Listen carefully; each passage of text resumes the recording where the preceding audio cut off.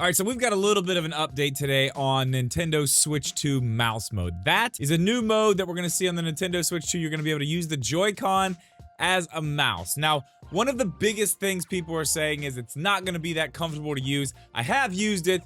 That's true. It's really not that comfortable. It takes a little bit of getting used to, and it's kind of small. We are seeing now that companies are putting things out to try to make it a little bit more comfortable. I want to show you a few things I found today, and I want to talk a little bit more into what we could see in the future, because Jeeb and I had some really good ideas on the podcast. We went over that. I'll leave a link down below where you can check that episode out.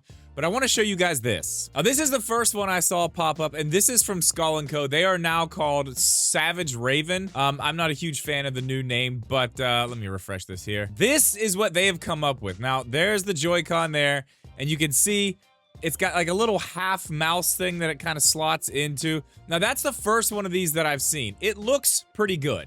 Now, how comfortable it's going to be, I have no idea, but that got me thinking, like, what's going to be next? Are we going to see any more of these types of products? Are we going to see anything else? Then I got an email from AliExpress this morning, and I looked on their website and I saw something a little bit different. I want to show you this. I found it on Amazon. This is another third party. Now, I've seen these all over Amazon. There are probably 2 or 3 of these listings up. This actually, this doesn't look maybe quite as one-sided as the other one. It's got a little bit more on this side to maybe put it in the middle instead of just on the side. I feel like the other one has a little bit more across the top here, but this is a good, probably cheap way to make this thing look and feel more like a mouse. All it's going to do, as you can see here, is just slot your Joy-Con down into the top. Now, hopefully they've got a lot of padding in there, or rubber, something to keep it in place, something to keep it from getting scratched up.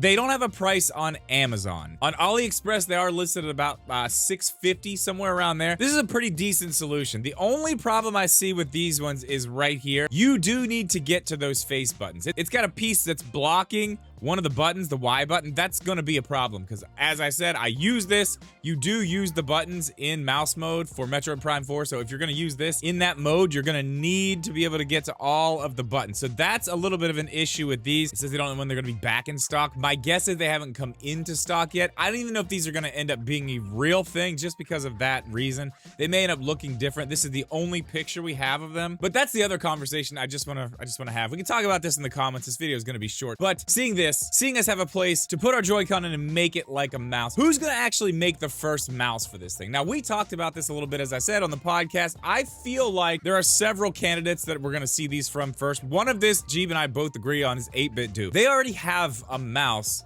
that's Nintendo themed. It's just a regular mouse. It does have a D-pad on the side, which would actually translate to these buttons. I don't know if you could hook that mouse up to the Switch and it would read it, but you would have essentially all the buttons on that mouse that you need. It's got 2 buttons on the top, a D-pad on the side that could be your A, B, X, Y button, so that would actually be doable. But I feel like if anybody's gonna do this, 8-Bit Do is probably gonna be one of the first ones to put out a fully dedicated Switch 2 mouse with all the buttons, with the home button, the share button, the C button, all the things you need. And I really think, just looking at this and thinking about how they're gonna implement this and how I used it when I played Metroid Prime 4, having a dedicated mouse would be awesome, and that would also bring a lot of other people who are, let's say, PC players who don't have a Steam Deck or something like that want to play on the go.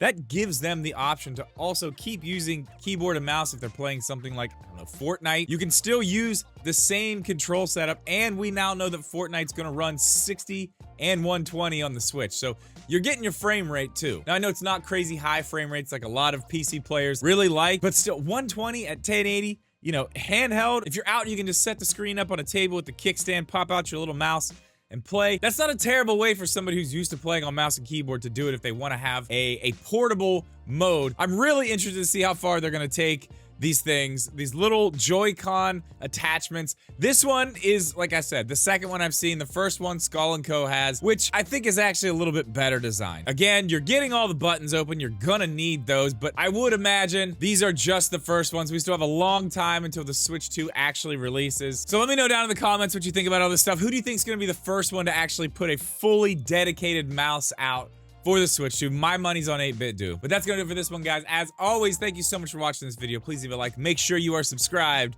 We'll see you in the next one.